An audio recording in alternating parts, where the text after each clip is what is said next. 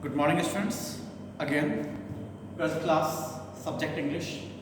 English compulsory में जो हमारी बुक है रेनबो, इसका आज हम सेकंड चैप्टर स्टडी करेंगे। सेकंड चैप्टर जिसका नेम है a room 10 by 8 by KS. Duggal. अभी हम लोग राइटर का इंट्रोडक्शन देखते हैं, उससे पहले हम थोड़ा इसका हेडिंग को डिस्कस करते हैं। A room 10 by 8, 10 feet by 8 feet। आप हमेशा ध्यान रखिए, जो एक लाइन होती है, ये एक जो कॉमा होता है इसका मतलब फीट होता है, और जब डबल लगा देते हैं उसका मतलब इंचेस होता है। तो 10 feet by 8 feet। अब यहाँ जो स्टोरी है हम उसको डिटेल से स्टडी करते हैं। A room 10 by 8 by KS. Duggal. देखिए यहाँ जो हमारे राइटर हैं जो इस स्टोरी को लिख रहे हैं, वो इस चैप्टर में एक तरीके ये सटायरिकल है, थोड़ा सा व्यंग है। कहते हैं ना कि कोई व्यक्ति खड्डा खोदता है किसी के लिए, तो एक दिन ऐसा आता है वही उसी में गिर जाता है। तो हमारी कुछ ऐसी कुछ थीम इस चैप्टर की, इस स्टोरी की है। तो मिस्टर दुग्गल साहब जो है वो यही कह रहे हैं इस स्टोरी के अंदर, जो हमारी जो स्टोरी है इसमें मिस्टर मलिक हैं और एक उनकी वाइफ मिसेस मलिक है। वेनली ये पूरी स्टोरी मिसेस मलिक के चारों तरफ ही घूमती है। मिस्टर मलिक एक बड़े ऑफिसर हैं और मिसेस मलिक भी एक एजुकेटेड लेडी हैं, लेकिन एजुकेटेड होने के बावजूद ये बताया गया है कि कैसे एक जनरेशन गैप होता है। यहाँ जनरेशन गैप या थॉट्स के बीच में गैप एक मदर इन लॉ यानी सास और एक बहू के बीच में है। और वैसे अब ये देखें तो हम लोग ये जनरेशन गैप सन डॉटर के साथ रहता है, फादर का, मदर का। तो वही चीज़ यहाँ कही गई है। इसकी जो बेसिक थीम है हमारी स्टोरी की, वो ये थीम है कि मिस्टर मलिक एक बड़े ऑफिसर थे। इन्होंने कभी दिल्ली के अंदर एक बहुत अच्छी फैशनेबल कॉलोनी में प्लॉट ले रखा था, इधर से उधर इनका ट्रांसफ़र होता था। इनका दोबारा से दिल्ली में ट्रांसफ़र हुआ, तो इन्होंने सोचा कि जो हमारा प्लॉट है हम उसको क्या करते हैं, उस पर अपना खुद का मकान बनाते हैं। देखिए हर व्यक्ति की चाहत होती है कि खुद का मकान तो होना ही चाहिए। तो मिस्टर मिसेस मलिक भी खुद का मकान बनाना चाह रहे थे। तो उन्होंने जो है सबसे पहले मकान बनाने से पहले प्लॉट था इनके पास, अब नक्शा बनाना है। नक्शा बनाने के लिए आर्किटेक्ट को बुलाते हैं, जो नक्शा नवीस कहते हैं उसको, नक्शा बनाने वाला आर्किटेक्ट। उसने बहुत सारे नक्शे दिखाए होंगे, फिर उस प्लॉट के हिसाब से एक नक्शा वो बना के लेके आया। टेबल पे नक्शा फैला हुआ है और मिसेस मलिक से आर्किटेक्ट बात कर रहा है। मिसेस मलिक बार बार जोर दे रही है कि ये किचन के पास वाला जो एरिया है वहाँ मुझे एक बड़ा स्टोर चाहिए, और स्टोर जो है वो 10 by 8 फीट का। अब ये जो आर्किटेक्ट था, यंग था बेचारा, इतना समझता नहीं था कि मिसेस मलिक क्या चाहती है। 2-3 बार बोला, थोड़ा सा पजल हो गया कि इतने बड़े स्टोर रूम का क्यों, क्योंकि इसके कारण जो एरिया था, लॉबी वाला एरिया था, वो थोड़ा कम हो रहा था। लेकिन मिसेस मलिक इस बात पर बहुत जोर दे रही थी कि रूम 10 by 8 ही होना चाहिए। मिस्टर मलिक फ़ोन पे बातें कर रहे हैं, हमारी स्टार्टिंग के चैप्टर में ये बताया गया है, और वो भी कह रहे हैं कि जो स्टोर रूम में बड़ा होना चाहिए। तो मिसेस मलिक उस आर्किटेक्ट को बताती हैं कि ये मैं बड़ा क्यों करना चाहती हूँ। इसका रीज़न है कि अभी जो मेरी मदर इन लॉ यानी सास हैं वो बूढ़ी हैं, बीमार भी हैं, तो हमेशा तो जिंदा रहने वाली नहीं। खैर हमेशा तो कोई भी जिंदा नहीं रहता। तो बात यह है कि अभी जब तक वो जिंदा हैं तब तक तो वो मेरी मदर इन लॉ का रूम बन जाएगा, और जब वो उनकी डेथ हो जाएगी तो मैं उस रूम को स्टोर में कन्वर्ट कर दूंगी। और बड़ा स्टोर इसलिए भी जरूरी है कि सामान को अच्छे से अरेंज करके रखा जा सकता है। बड़े बड़े टन, ज़्यादातर आपने देखा होगा स्टोर के अंदर अपन सारा सामान भर देते हैं, ठीक है नहीं है, तो वो बड़ा होगा तो उसको बहुत अच्छे से अरेंज किया जा सकता है। तो इस बात पे बेचारा आर्किटेक्ट भी एग्री हो गया, चलो ठीक है हम लोग नक्शा फाइनलाइज कर देते हैं। आर्किटेक्ट का ऐसा कहना था, तो बिल्कुल मैप फाइनलाइज हो गया, ब्लूप्रिंट तैयार हो गया। ब्लूप्रिंट पास होने के लिए म्यूनिसिपल कॉरपोरेशन है, नगर पालिका, नगर निगम जो भी होता है वहाँ गया, पास होके भी आ गया। नक्शा पास हो गया तो मकान बनाना है। अब मकान बनाना है तो सबसे ज़्यादा इंटरेस्ट जो ले रही है वो है मिसेस मलिक। वो उस कंस्ट्रक्शन साइट पे सबसे पहले पहुंचती हैं और सबसे लास्ट में जाती हैं, अपने घर लौट के आती हैं। कारीगर मजदूर आपने देखा होगा अक्सर करके, कई बार मटेरियल वेस्ट कर देते हैं, फालतू सीमेंट, चूना, बजरी। मिसेस मलिक इस बात का ध्यान रखती है कि कोई भी वेस्टेज ना हो। इसके अलावा मिसेस मलिक ये भी ध्यान रखती है कि वो बैठे बैठे गप्पे ना मारें, टाइम वेस्ट ना करें। आपने देखा होगा ये मजदूर वगैरह हैं, ये चाय पीने बैठ जाते हैं, सिगरेट बीड़ी पीने बैठ जाते हैं। बीड़ी पीते हैं, अच्छी बात नहीं है बीड़ी पीना, स्वास्थ्य के लिए खराब है बहुत, ठीक है। तो टाइम वेस्ट करता है। तो मिसेस मलिक उनके पीछे लगी रहती थी, उनको काम पे लगाए रखती थी। तो मिसेस मलिक बड़ी मेहनत कर रही थी, बारिश में भीगती थी, धूप में छाता लगाए खड़ी रहती थी। बहुत इंटरेस्ट, बहुत मन से उन्होंने अपने मकान का कंस्ट्रक्शन शुरू कराया।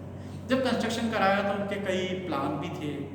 सबसे पहली चीज़ वो ये बिल्कुल डिसाइड कर चुके थे कि हम इधर से उधर ट्रांसफर्स होते होते एक जगह से दूसरी जगह घूमते घूमते हम परेशान हो चुके हैं, अब हम दिल्ली में ही अपने मकान में रहेंगे।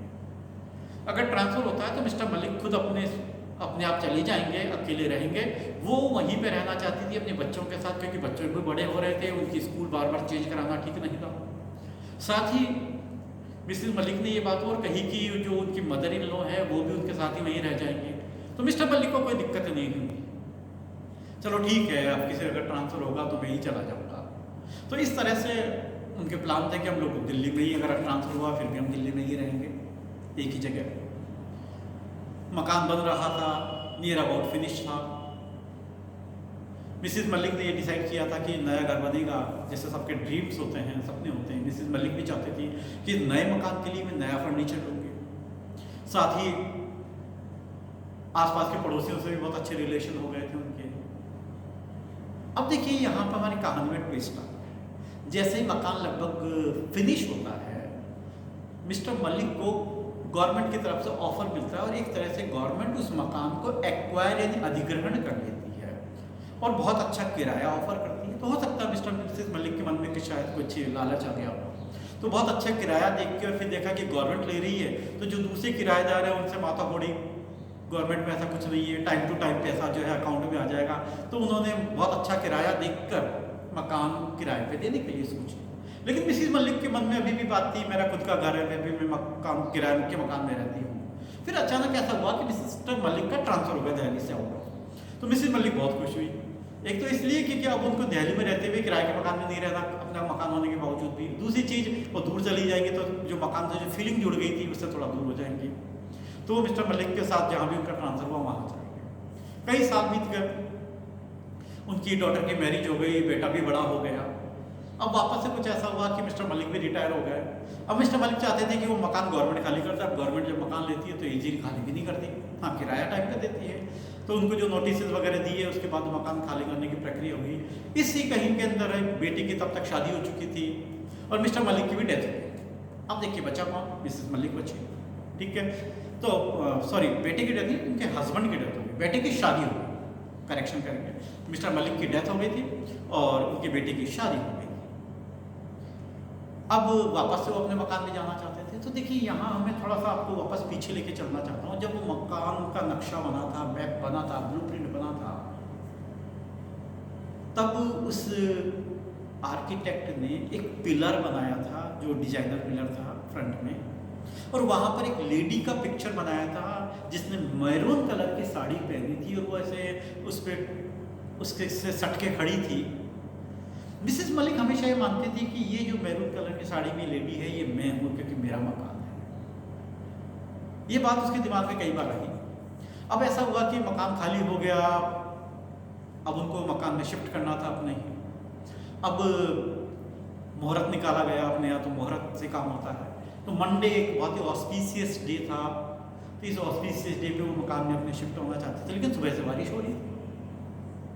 लेकिन फिर उन्होंने कहा चलो ठीक है, हम थोड़े से सामान के साथ जो गाड़ी में आ जाए उससे हम शिफ्ट हो जाते हैं, बाकी का सामान बाद में मंगा लेंगे। और वो अपनी गाड़ी से ही अपने नए मकान के अंदर शिफ्ट हो गए।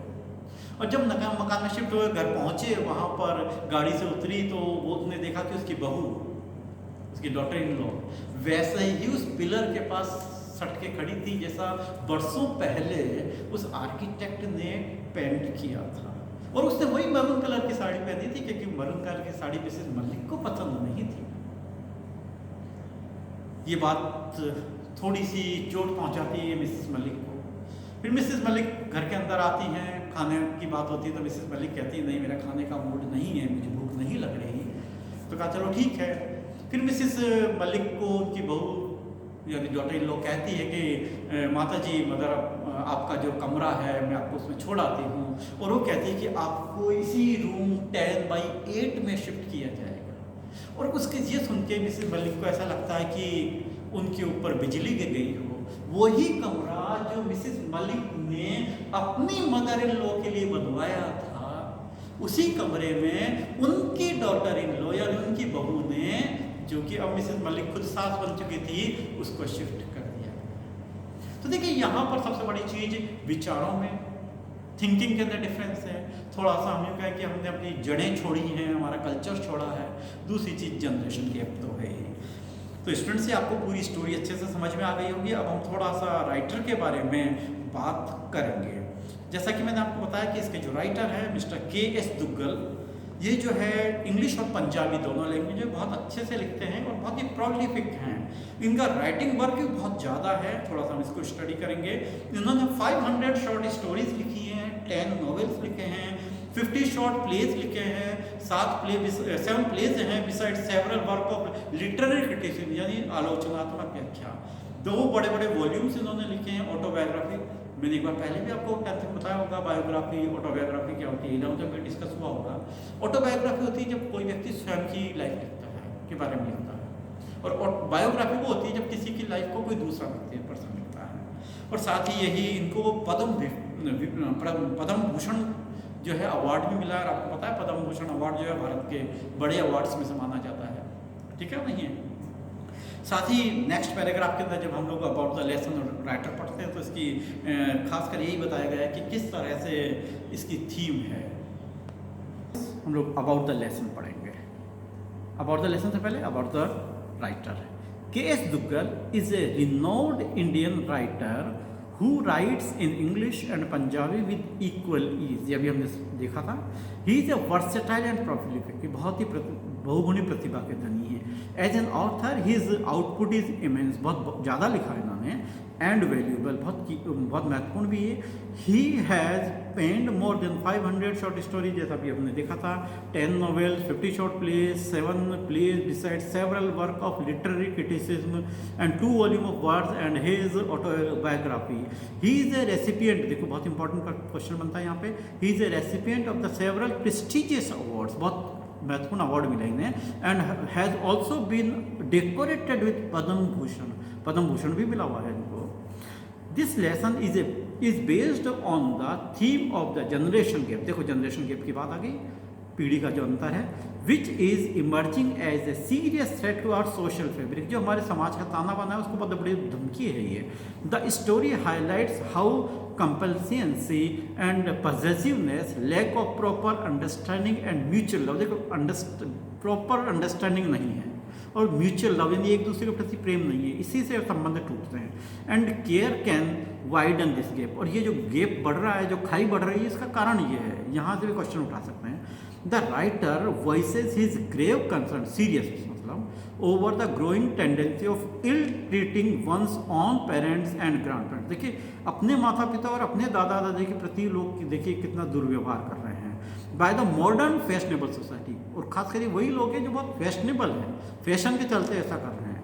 It is a thought provoking story written in a satirical vein. Lesson second, a room 10/8। This room might be 10/8, said Mrs. Malik, pointing to a square in the draft plan। Draft plan नक्शे के अंदर दिखाते हुए कहा कि यहाँ पे मुझे 10/8 का एक कमरा चाहिए। Lying on the table before them, नक्शा जो उनके टेबल पे पड़ा हुआ था। It was the third time, कि तीसरी बार उसने जोड़ लगा के बात कही है, that she had made this suggestion, तीसरी बार उन्होंने यह सुझाव दिया था। It seemed it didn't register on either her husband or on the architect। ऐसा लगता है कि नहीं तो उनके हस्बैंड को ये बात आई, समझ में आई, नहीं उस नक्शे बनाने वाले को। Engaged to design the house, जो कि इस मकान का नक्शा बनाने वाला था। Mrs. Malik, the Maliks were going to have a house of their own in Delhi। खुद का मकान बनाने वाले थे ये। They had purchased a plot in the most fashionable colony of the town some time ago। और उन्होंने बहुत ही अच्छी फैशनेबल कॉलोनी बहुत पहले प्लॉट ले लिया था। Now that they were posted back in Delhi, वापस उनकी दिल्ली के अंदर पोस्टिंग हो गई। They thought they might as well have the house built, और अब सोचते हैं कि अब हमारा खुद का मकान बना लें। In her heart of heart, Mrs. Malik also decided that after completion of the house, she would stay back in Delhi even if her husband was transferred to another station. और मिसिज मलिक अपने मन में ये निश्चय कर चुकी थी, चाहे मेरे पति का ट्रांसफ़र हो जाए कहीं बाहर, मैं उनको अकेले भेज दूंगी, मैं उनके साथ नहीं जाऊंगी, मैं तो दिल्ली में ही रहूंगी। कारण देखिए, she was sick of their posting, वो इधर से उधर ट्रांसफ़र होकर परेशान हो चुकी थी। Every other year they were move to a new place, हर एक दूसरे साल में उनका ट्रांसफ़र हो जाता था। Now that the children were grown up, और उनके बच्चे भी बड़े हो गए थे। It was not desirable to shift them from school to school, और बार बार स्कूल बदलना उनके लिए बहुत अच्छा नहीं था। Mrs Malik said if he must, mister Malik could go all alone, अगर उनका ट्रांसफ़र होता है तो मिस्टर मलिक को खुद अकेले जाएंगे। She would not settle down, she would settle down permanently in Delhi with the children, और वो दिल्ली में अपने बच्चों के साथ परमानेंटली रह जाएगी। She would have her mother in law for company, और साथ में देखिए वो अपने मदर इन लॉ को अपने साथ रखने को तैयार है ताकि उसको कंपनी मिल जाए। देखिए यहाँ पर वो मदर इन लॉ को साथ रखने को तैयार है, ये इसका स्वार्थ है, वो सेल्फिश है कि मदर इन लॉ साथ रहेगी तो मिस्टर मलिक जो है दिल्ली में शिफ्ट करने को तैयार हो जाएंगे, ठीक है नहीं है। Mr Malik had no objection to it, और मिस्टर मलिक को कोई परेशानी नहीं थी इसके ऊपर। This room might be 10/8, Mrs Malik repeated, देखिए वापस से एक बार कहा कि नहीं 10/8 होना चाहिए। हर हस्बैंड वॉज अटेंडिंग एक telephone call in the adjacent room, उसके पति पास वाले कमरे में ही फोन पे बातें कर रहे थे। But this is a store, the architect explain to Mr Malik, Mrs Malik को आर्किटेक्ट ने कहा मैडम ये तो स्टोर है, इतना बड़ा क्या करेंगी आप। Yes but I thought it could be my mother in law room and after her it might be used as a store room. देखिए इसने अपना प्लान बता दिया कि देखो ये अभी तो मेरी सास इसमें रह जाएगी और फिर बाद में ऐसा होगा कि मैं इसको स्टोर बना दूंगी। The architect didn't seem to understand, लगता है उसको बेचारे को समझ नहीं आई ये बात जो नक्शे वाला था। He looked puzzled by Mrs Malik's observation, वो थोड़ा परेशान हो गया।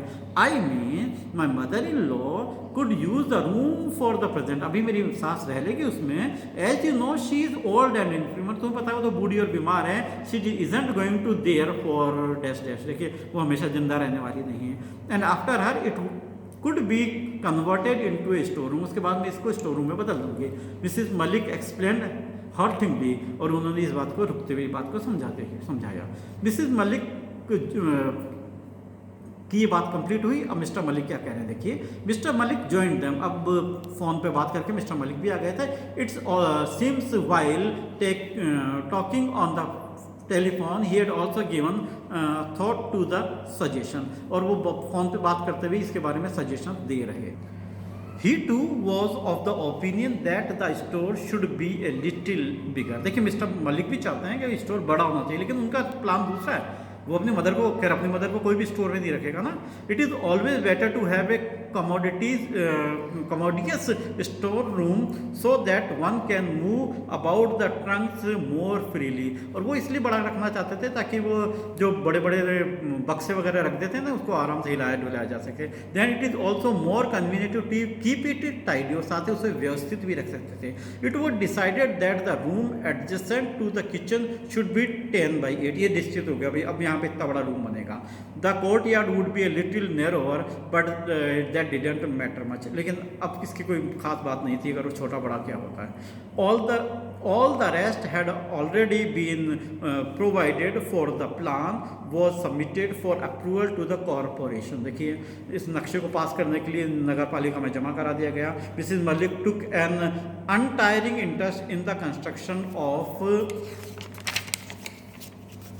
द हाउस, और मिसेस मलिक ने बहुत ज़्यादा इंटरेस्ट लिया इस मकान के निर्माण में।